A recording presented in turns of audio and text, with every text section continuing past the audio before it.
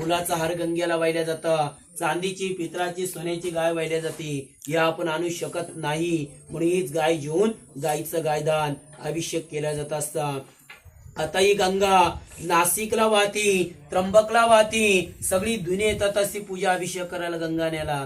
का जन्माच्या ठिकाणी आलो पूजा करून गंगा घरी नेल्या जात असते. घरी गंगा का नेता? सत्यनारायण घरपूजा घरभरणी याला वापरायची असते. शेतात इरीत बारवात बोरमध्ये टाकायचं असाल, काही व्यवसाय असाल त्याच्यात ती गंगा वापरल्या जात असते. म्हणून जन्माच्या ठिकाणी आलो ती पूजा करून गंगा आपल्या घराला नेल्या जात असतात.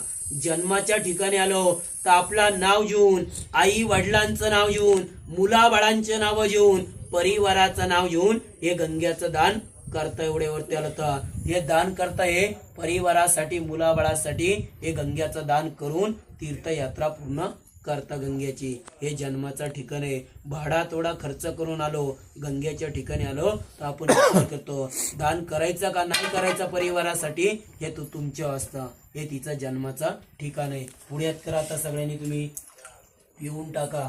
पिऊन ज्या डोक्यात हात फिरवा. त्र्यंबकं यजामहे सुगंधिं पुष्टिवर्धनम् उर्वारुकबन्धनम् मृत्युमोक्षी यमामुक्तात्. बस मग आता काय तुम्हाला